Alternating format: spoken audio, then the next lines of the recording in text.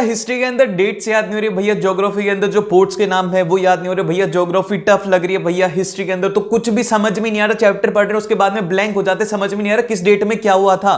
तो अगर तुम्हें भी यही प्रॉब्लम है तो इनका सभी का सॉल्यूशन देने वाला हूं। तो hello everyone, welcome back to our channel. आज के इस वीडियो के अंदर हम लोग करने वाले हैं कि सोशल साइंस को गैप डेज में हम लोग किस तरीके से प्रिपरेशन करें, हमारी क्या स्ट्रेटेजी होनी चाहिए कि हम सोशल साइंस को भी बहुत ही ज्यादा अच्छे तरीके से स्कोर कर पाए। तो आप एकदम से सही वीडियो के ऊपर आए हो, क्योंकि इसके अंदर जो स्ट्रेटेजी मिलेगी ना उससे तुम बहुत ही अच्छा करने वाले हो। तो देखो, सबसे पहला पॉइंट कि आप लोगों का कुछ का साइंस का पेपर अच्छा नहीं हुआ, तो मैं एक बात बताऊं, जो हो गया ना उसको जाने दो। कभी भी है ना पास्ट के ऊपर रिग्रेट मत करो और फ्यूचर के बारे में सोचो मत। अभी क्या करना है, अभी तुम्हें प्रेजेंट के अंदर मेहनत करनी है। तो अभी प्रेजेंट में मेहनत करो, ये मत सोचो कि यार पास्ट के अंदर मेरा है ना साइंस का पेपर खराब हो गया, अब मेरा क्या होगा, मेरा इंग्लिश का पेपर खराब हो गया क्या होगा, या फिर तुम ये सोच रहे हो कि भैया साइंस का पेपर तगड़ा हो गया, इंग्लिश का भी तगड़ा हो गया तो एसएसटी का तगड़ा हो जाएगा। तो ऐसे दोनों ही सिचुएशन खराब होती है। प्रेजेंट सिचुएशन में न्यूट्रल हो कि भैया पिछली बार भी मेहनत करी थी अच्छा हुआ, तो इस बार भी अगर मेहनत करूंगा तो अच्छा होगा। तो डीमोटिवेट होने की कोई भी जरूरत नहीं है, क्योंकि अभी भी आपके पास में पेपर बाकी हैं। आपके पास में एक सब्जेक्ट से ज्यादा परसेंटेज के अंदर डिफरेंस नहीं आता, लेकिन अगर 3 से 4 सब्जेक्ट का पेपर खराब हो जाए तो वहां पे डिफरेंस होगा, लेकिन आपके साथ में नहीं होगा। क्यों? क्योंकि आप है ना बहुत ही अच्छी प्रिपरेशन कर रहे हो। ये मैं बहुत ही अच्छे तरीके से जानता हूं कि तुम बहुत अच्छे तरीके से प्रिपरेशन कर रहे हो, रात रात भर पढ़ाई करते हो, लिख करके याद करते हो, नोट्स पढ़ते हो, वन शॉट देखते हो, बहुत पढ़ाई करते हो, तो तुम्हारी मेहनत खराब नहीं होगी, तुम डेफिनेटली अच्छा स्कोर करने वाले हो। तो सबसे फर्स्ट कि ये जो है ना अभी हमारे पास में है 10 दिन। अभी जो 10 दिन है ना दिखने में बहुत ही ज्यादा है, अगर प्लानिंग नहीं करोगे तो स्टार्टिंग के 4-5 दिन कब निकल जाएंगे पता ही नहीं चलेगा। क्योंकि देखो, एक तो फेस्टिवल है, होली के अंदर टाइम निकल जाएगा हमारा, फिर उसके बाद में हमारा कुछ पेपर भी है, कुछ स्टूडेंट्स का यहाँ पर कंप्यूटर का है या फिर कुछ स्टूडेंट का यहाँ पर आईटी का है। तो आप कमेंट करके बताओ कि आपका कंप्यूटर है या फिर आईटी है, ठीक है। तो अब जिनका कंप्यूटर और आईटी है उनके तो 2 दिन वैसे ही कम हो गए, तो आप लोगों को ज्यादा स्टडी करने की जरूरत है, क्योंकि आपका 13th का एग्जाम है और फिर 14th का एक दिन का गैप मिलेगा, फिर 15th का एसएसटी का एग्जाम है, तो आपको थोड़ी अच्छे तरीके से स्टडी करनी है। तो अब देखो, आपके पास में स्टार्टिंग के जो 7 दिन है ना भैया, वही है प्रिपरेशन करने के। आपको इन 7 दिनों के अंदर अपनी प्रिपरेशन को करना है।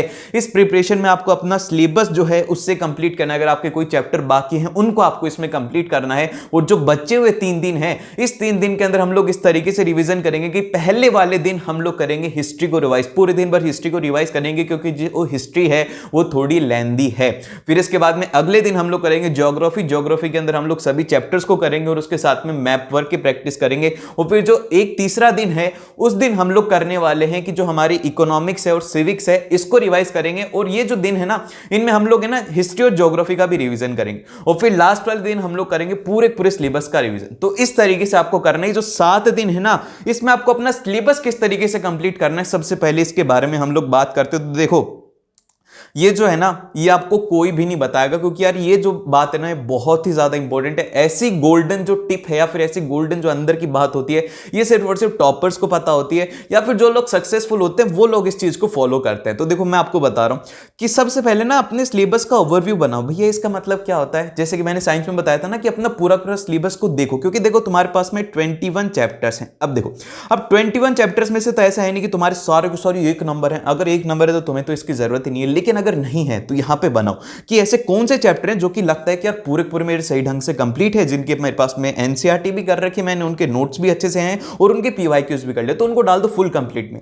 अब बहुत सारे ऐसे चैप्टर होंगे जो कि होंगे आपके पार्शियल कंप्लीट। तो यही जो पार्शियल कंप्लीट है ना, हमें इन 7 दिनों के अंदर इनको फुल्ली कन्वर्ट करना है कि हमारे कंप्लीट हो चुके हैं। तो ये पार्शियल कंप्लीट वाला सेक्शन थोड़ा ज्यादा बड़ा होगा कि हमने कुछ के जैसे कि वन शॉट देख रखी है, उसके क्वेश्चंस की प्रैक्टिस नहीं करी, या फिर हम उसको बहुत टाइम पहले पढ़ा था उसका रिवीजन नहीं किया, वो आएंगे इसमें पार्शियल कंप्लीट में। और इनके क्वेश्चंस बाकी रहते तो क्वेश्चंस आपको इनके करने की जरूरत है। और फिर लास्ट के अंदर आता है कि नोट कंप्लीटेड, हमें पता ही नहीं है कि भैया कि ये चैप्टर भी हमारे सिलेबस में है क्या। ये सिलेबस पूछते हैं, सिलेबस से पूछते हैं कि भाई ये सच में है क्या हमारे सिलेबस में। तो ऐसे हैं, आपको अपने सिलेबस का ओवरव्यू बनाना है और इन 7 दिनों के अंदर कोशिश करना है कि जो पार्शियल कंप्लीट है ना, इसको आप फुल्ली कंप्लीट करेंगे। और ये जो नोट कंप्लीटेड है, इसमें मैं आपको बताता हूं, देखो अभी टाइम है कम। अगर नोट कंप्लीटेड में कोई चैप्टर है तो इनको क्या करना है कि नोट कंप्लीटेड में है, तो इनमें से इजी चैप्टर को सिलेक्ट करना। जैसे कि अगर आपने जो इकोनॉमिक्स है इसमें आपने ना मनी एंड क्रेडिट नहीं पढ़ रखा, तो आप है ना मनी एंड क्रेडिट को इजी मान करके उसके इंपॉर्टेंट टॉपिक हैं उनसे करो, और इंपॉर्टेंट टॉपिक मैं आप लोगों को प्रोवाइड करवा दूंगा एसएसटी के, और बाकी के अभी सारे लोगों ने कॉपी करना स्टार्ट कर दिया। हमारा जो लास्ट मिनट रिवीजन था वो पिछले साल सिर्फ और सिर्फ मैं डालता था, और इस बार तो सभी आ गए भाई, कॉपी करने में कोई भी पीछे नहीं रहता है। तो इसीलिए ना आप लोगों को जो भी इंपॉर्टेंट टॉपिक है वो मैं आपको दे दूंगा। और यहाँ पे ठीक है, आपको ये क्या करना है, अपने सिलेबस का ओवरव्यू बनाओ, इसमें 5 से 10 मिनट लगेंगे, लेकिन ये जो आपका टाइम है वो बहुत ही ज्यादा बचा है, और ये एक आपको प्रॉपर स्ट्रेटेजी देगा। आपका जो आईना है सामने होगा कि भैया तेरी ये प्रिपरेशन है, देख ले भाई, इतने चैप्टर तूने कर रखे हैं, इतने चैप्टर तेरे बाकी हैं, ठीक है। ये 7 दिन में आपको कंप्लीट करना है। फिर इसके बाद में जो 7वें दिन के बाद में हमें सिर्फ और सिर्फ इस कॉलम के ऊपर फोकस करना है। ये जो बचे हुए कॉलम है इसको भूल जाना, पार्शियल कंप्लीट और नोट कंप्लीट को सिर्फ और सिर्फ फुल्ली कंप्लीट जो है इनका ही हम लोग रिवीजन करेंगे। फिर इसके बाद में हम लोग सबसे पहले बात करते हैं हमारी हिस्ट्री जो है, इसमें आप लोगों को सबसे ज़्यादा दिक्कत हो रही है कि भैया हिस्ट्री के लिए ना हमें ना डेट्स याद नहीं हो रही, भैया हिस्ट्री का इतना बड़ा सिलेबस है, तो हम इसमें क्या करें, कैसे करें। तो देखो मैं आपको बताता हूं कि हिस्ट्री जो है ना, हिस्ट्री को अगर आपको सही ढंग से अच्छा स्कोर करना है, इसमें ग्रिप अगर अच्छी चाहिए, तो सबसे पहले इसका 1 शॉट रिवीजन करो। कोई भी चैप्टर हो उसका 1 शॉट रिवीजन करो। ज़्यादा बड़ी बड़ी वीडियोस मत देखो यार, मैं तुम्हें देख रहा हूँ क्योंकि तुम 7-7, 8-8 घंटे के जो है, मैंने देखा कि बच्चे ना उस लाइव क्लासेस लेते, देखो उनसे फायदा नहीं होता है, मेरी बात समझो, क्योंकि उनके अंदर होता है टाइम वेस्ट। उनमें आधे से ज्यादा बार तो आप लोगों से बात करी जाती है, आपकी चैट्स वगैरह पढ़ी जाती है, तो वहां पे आपका टाइम वेस्ट होता है। फिर उसके बाद में आप देखते हो कि यार कुछ याद नहीं हो रहा, तो इसीलिए आप है ना 1 शॉट रिवीजन देखो जो कि छोटा हो। अभी आपको डिटेल में जानने की कोई भी जरूरत नहीं है इस टाइम के ऊपर। फिर सेकंड आता है कि आपको हिस्ट्री के लिए नोट्स सबसे ज्यादा इंपॉर्टेंट है। अब देखिए नोट्स के अंदर अगर आपके पास में नोट्स नहीं है तो आप खुद के नोट्स अभी जैसे कि आप पढ़ रहे हो तो बना लेना, अगर नहीं मिल रहे हैं तो आप ऑनलाइन भी डाउनलोड कर सकते हो। उन नोट्स के अंदर एक बात आपको जो सबसे जरूरी है पढ़नी, वो है कि वहां पे आपको डेफिनेशंस उनकी जरूर से पढ़नी है। हिस्ट्री के अंदर डेफिनेशन सबसे ज्यादा इंपॉर्टेंट होती है। फिर सेकंड होती है डेट। अब देखो डेट से तुम्हें डर लग रहा है, अभी मैं इसका सॉल्यूशन बताऊंगा, लेकिन इसके बाद में आता है थर्ड पॉइंट। अब ये जो थर्ड पॉइंट है ना भैया, ये सबसे ज्यादा जरूरी है। बोर्ड्स के अंदर अगर स्कोर करना है तो ये तो तुम ये मान लो कि तुम्हें ना एक ऐसी चीज मिल गई है कि तुम्हें पेपर ही मिल गया है, पूरा पेपर इन्हीं में से आएगा। एनसीईआरटी और पीवाईक्यू के ऊपर ही क्वेश्चन आते हैं भैया, देख लिया है तुमने पेपर में, साइंस में देख लिया है, इंग्लिश में देख लिया है कि जो क्वेश्चंस हैं वो पीवाईक्यू बेस्ड आते हैं। तो इसीलिए एनसीईआरटी और पीवाईक्यूज करने हैं। अभी जैसे कि आप लोग पीवाईक्यू करो तो एक छोटी सी यहां पर बात बताऊंगा कि अगर आप पीवाईक्यूज कर रहे हो ना, तो इस पीवाईक्यू में आपको सबसे फर्स्ट कहां से स्टार्ट करना, वो करना है लॉन्ग आंसर से, ठीक है। कोई भी लॉन्ग आंसर आपको करने हैं, लॉन्ग आंसर की सबसे पहले प्रैक्टिस करनी है, फिर चाहे से वो एनसीईआरटी के क्वेश्चंस हो या फिर पीवाईक्यूज हो। अब जब लॉन्ग आंसर रीड करो तो इनमें देखना कि इनमें कीवर्ड्स होते हैं। अब कीवर्ड का क्या मतलब होता है कि ऐसे वर्ड जो कि आपको आंसर में इंक्लूड करने ही करने हैं। तो इन कीवर्ड्स के अपने साथ में एक लिस्ट बनाना कि भैया अगर ऐसा क्वेश्चन आ गया तो हमें ये कीवर्ड्स लिखने हैं। तो इससे क्या होगा कि आपका जो आंसर है वो अच्छा दिखेगा और आप आंसर को थोड़े ज्यादा टाइम के लिए याद कर सकते हो। और सबसे पहले लॉन्ग आंसर्स को रीड करना, क्योंकि जब आप लॉन्ग आंसर को करोगे ना तो इससे ऑटोमेटिकली आपके पास में शॉर्ट आंसर तैयार हो जाएंगे, ठीक है। शॉर्ट आंसर तैयार हो गया और जो लॉन्ग हो गया तो वहां पर एमसीक्यू भी हमारे क्लियर हो जाते हैं। तो इसीलिए जितने भी प्रीवियस ईयर में लॉन्ग आंसर टाइप क्वेश्चन हैं उनको सबसे पहले रीड करना, उनमें से कीवर्ड्स निकालना और फिर उसके बाद में शॉर्ट आंसर और एमसीक्यू की तरफ आपको मूव करना है, ठीक है। अब हिस्ट्री के अंदर जो डेट्स है हमारी भैया, इनको कैसे याद करेंगे भैया, बता दो ना यार। हम क्या कर रहे हैं कि हमें ना एक कोई नई लिस्ट दे रखी है कि जैसे कि 1968 में ये हुआ था, 1978 में ये हुआ था, हम रटे जा रहे हैं भैया। ये सबसे गंदा तरीका, ये ऐसे पढ़ना ही नहीं है तुम्हें। हिस्ट्री की डेट्स को याद कैसे रहेगी, जैसे कि मूवी जब देखते हो तो कैसे याद रहता है वो, कि उसके अंदर एक स्टोरी होती है कि भैया इस टाइम पर ये हुआ था, फिर इसके बाद में ये हुआ था, ये हुआ था। तो ऐसे ही आपको है ना जो हिस्ट्री की डेट्स हैं इनको स्टोरी फॉर्म के अंदर याद करना है। तो ये जो स्टोरी फॉर्म है ये मैं आपको दे दूंगा, एक वीडियो प्रॉपर में ला करके दूंगा कि हिस्ट्री की डेट्स तुम्हें ना उसके बाद में कभी भी नहीं भूलोगे।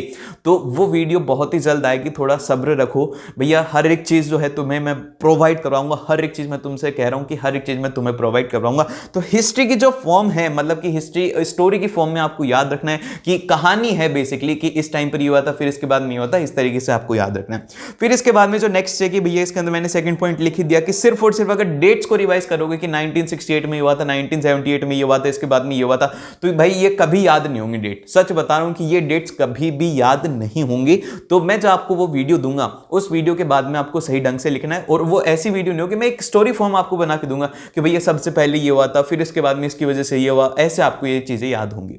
फिर इसके बाद में अगला जो है कि यहाँ पर आप है ना हिस्ट्री के अंदर कैसे अच्छा स्कोर कर सकते हो। तो सबसे पहला पॉइंट है ये सोशल साइंस के लिए कि आप सोशल साइंस के अंदर कैसे अच्छा स्कोर करोगे।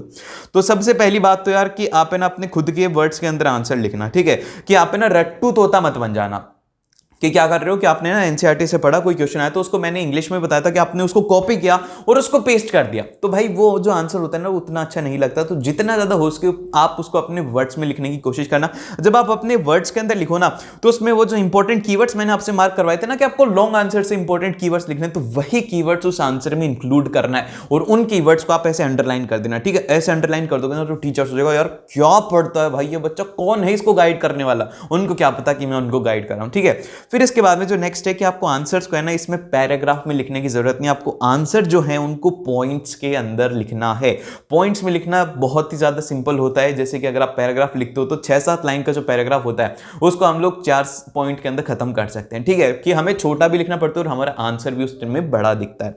फिर इसके बाद में नेक्स्ट जो क्वेश्चन है कि भैया जस्टिफाई और जो एक्सप्लेन वाले क्वेश्चन है ना इनसे हमें डर लगता है, अगर ऐसा आगे तो हम करेंगे क्या भैया। तो एक बात बताओ, जैसे कि अगर ये क्वेश्चन आ जाता है कि जस्टिफाई करो या फिर एक्सप्लेन करो इस स्टेटमेंट को, तो ऐसे जो क्वेश्चन होते हैं इसमें उस टॉपिक से रिलेटेड लिख दो, ठीक है। उसमें डरो मत कि क्या है क्या नहीं है, आपको सिंपल से उस टॉपिक से रिलेटेड लिख देना है। जैसे कि आ गया कि द सॉल्ट मार्च, ठीक है, द सॉल्ट मार्च अगर किसी में आ रहा है जस्टिफाई करो इस स्टेटमेंट को, तो आपको सॉल्ट मार्च के बारे में पूरी चीजें लिख देनी है पॉइंट्स के अंदर। तो इससे क्या होगा कि तुम्हारा आंसर है ना बहुत ही ज्यादा अच्छा होगा। फिर इसके बाद में जो नेक्स्ट आती है वो आती है भैया ज्योग्राफी। ज्योग्राफी के लिए क्या करेंगे हम, क्या हमारी स्ट्रेटेजी होनी थी। तो सबसे पहले तो आप लोगों को वन शॉट रिवीजन करना है हर एक में, चाहे से वो हिस्ट्री हो, इकोनॉमिक्स हो, ज्योग्राफी हो, कुछ भी हो। सबसे पहले वन शॉट आपको पूरा ओवरव्यू लेना है कि भैया इस चैप्टर के अंदर ये है, और फिर उसके बाद में आप मूव करेंगे नोट्स के ऊपर। और उन नोट्स के अंदर आपको जो ध्यान रखना है वो रखना है यहाँ पर डेफिनेशन का। जो ज्योग्राफी है इसमें डेफिनेशन सबसे ज्यादा इंपॉर्टेंट है, ज्योग्राफी में डेफिनेशन आती हैं। और यहां पर मैंने इसमें यार ये डेट्स लिख दिया, डेट्स नहीं आएंगे, यहां पर आएगा इसमें मैप, ठीक है, मैप आएगा। और तुम्हें मैप से लगता है यार डर, और लेकिन जो ज्योग्राफी की बैकबोन है ना, अगर ज्योग्राफी को स्ट्रॉन्ग करना है तो इस मैप से डरना नहीं है, इस मैप को अपना साथी बनाना है यार। इसको बनाना है कि भाई इसको देखते हम लोग सॉल्व करें। तो मैं बताऊंगा कि कैसे करेंगे। और फिर इसके बाद में हमें करनी है इसके अंदर एनसीईआरटी पीवाईक्यूज, और फिर लास्ट के अंदर हमें इसमें मैप्स की प्रैक्टिस करनी है। अब भैया हमारे जो लोकेशन है या फिर पोर्ट के नाम है भैया इनको कैसे याद करेंगे। तो देखो मैं आपको बताता हूं कि मैप को लर्न करो यार। सबसे पहले ना तुम्हें ना क्या कर रहे हो कि तुम ये देख दो, तुम्हारे याद करने का तरीका मैं बताऊं कि आप है ना मैप खोलते, जैसे कि मैप खोला मैंने और इस मैप के अंदर देखूंगा कि यहां पर बिहार में ये था, तो इस तरीके से मैं इसको याद करता हूं। तो मैं ना बस इस मैप को ही देखते रहते, तो खुद से प्रैक्टिस नहीं करते। अगर कोई चीज खुद से प्रैक्टिस नहीं करोगे ना तो वो चीज कभी भी नहीं आएगी। तो करना क्या है, सिंपल सा आपको एक मैप उठाना है। जैसे कि ये यहां पर है कि आपके पास में जो मैप है, इस मैप के अंदर आप ना खुद से मार्क करो, पहले बुक से देख करके मार्क करो कि भैया यहां पर ये था, ये वाला पोर्ट का नाम ये था। इस तरीके से आपको ना इस मैप के अंदर मार्क करना है। फिर दूसरी बार भी इसमें से देख करके मार्क करो। फिर तीसरी बार क्या करो कि इसमें ना बिना देखे मार्क करो, बुक को बंद कर दो और उसमें देखो कि मेरे को क्या क्या याद है। भैया जम्मू नगर के अंदर जो श्रीनगर है इसमें ये वाला पोर्ट था। फिर इसके बाद में जो गुजरात है, गुजरात में यहां पर जो था कच्छ के अंदर ये था। तो आपको ये याद होना चाहिए। इसको याद कब रहेगा, जब आपको ये मैप याद रहेगा। ये बेसिक इंडिया का मैप है, हमारे इंडिया का मैप भैया। इसको तो याद करो कि कौन सा स्टेट कहां पर है। तो वो सब चीजें अगर याद हो गई तो उसके बाद में नाम है, नाम के साथ में स्टेट को एसोसिएट कर देना, थोड़ा जुगाड़ लगाना। कि जैसे कि मैं आपको बताता हूं कि कई बार क्या होता है कि ऐसे ये पॉइंट तमिलनाडु में, तो तमिलनाडु में कुछ कुछ ऐसा होता है कि टीएन, जैसे कि टीएन बना लिया तो उसमें कोई टीएन से अगर नाम हो गया तो इस तरीके से आप उसको याद रख सकते हो। थोड़ा जुगाड़ बना करके उसको याद करने की कोशिश करना, और जिसमें आपको प्रैक्टिस करनी है। और जो भी आप मैप एक बार कर लें उसको अपनी टेबल के आगे चिपका लेना और उसको है ना बार बार रिवाइज करना कि भैया। फिर क्या होगा कि आपके दिमाग के अंदर फोटो खींच जाएगी। जैसे कि अभी मैंने ये मैप देखा तो मेरे दिमाग के अंदर बार बार देखने से क्या होता है कि एकदम से याद हो जाएगा। फिर मैं जैसे आंख बंद करूंगा तो मेरे को पता लगेगा कि हाँ भैया ये पोर्ट के अंदर वो था, पोर्ट के अंदर इसमें ये ऐसे था। तो एक ही ये मत करना कि एक मैप है उसके अंदर ही तुमने पोर्ट भी डाल दिया, फिर उसके बाद में तुमने सारी की सारी जैसे कि एयरपोर्ट की लोकेशन भी डाल दी, और फिर उसके बाद में सब कुछ एक ही मैप में नहीं करना है, अलग अलग मैप ले लो यार। 10-12 ही तो मैप है, बहुत ही सिंपल सिंपल से मैप है, तुम उसे आराम से कर सकते हो। फिर इसके बाद में जो नेक्स्ट पॉइंट है वो है हमारा इकोनॉमिक्स का, और फिर इसके बाद में हमारी आती है सिविक्स। देखो इकोनॉमिक्स और सिविक्स है ना, इनमें कुछ भी नहीं है, बहुत ही ज्यादा सिंपल है। इनके अंदर है ना आपको है ना सबसे ज्यादा डर तो हमें हिस्ट्री और ज्योग्राफी का है। अब लेकिन ये जो क्या बोलते हैं हमारी जो इकोनॉमिक्स और सिविक्स है ये बहुत ही ज्यादा सिंपल है, इसको आपको करना कुछ भी नहीं है। सिंपल से सबसे पहले आप क्या करेंगे, नोट्स करेंगे, ठीक है। नोट्स आपने जब रीड किए देन फिर इसके बाद में आप यहाँ पे मूव करेंगे। नेक्स्ट जो पॉइंट है वो है हमारा एनसीईआरटी के ऊपर मूव करेंगे। और अगर तुम्हें इसके अंदर स्कोर करना है साइंस में तो इसको है ना इग्नोर मत करना, 4 एनसीईआरटी हैं, बस 4 एनसीईआरटी हैं, इनको है ना कभी भी इग्नोर मत करना।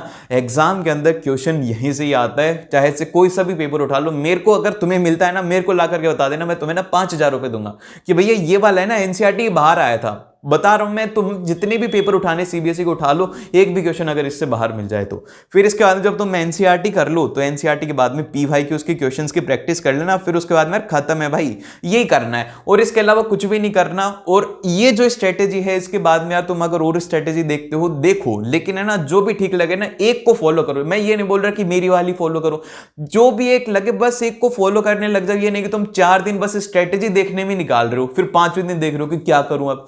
तो ऐसा मत करना। अपना टाइम है वो बहुत ही ज्यादा इंपॉर्टेंट है। और आपको जितना भी मटेरियल है वो इस चैनल के ऊपर मिलेगा, तो उसके लिए सब्सक्राइब कर लेना ताकि जो भी नई वीडियोस है उसके बारे में पता लग जाए।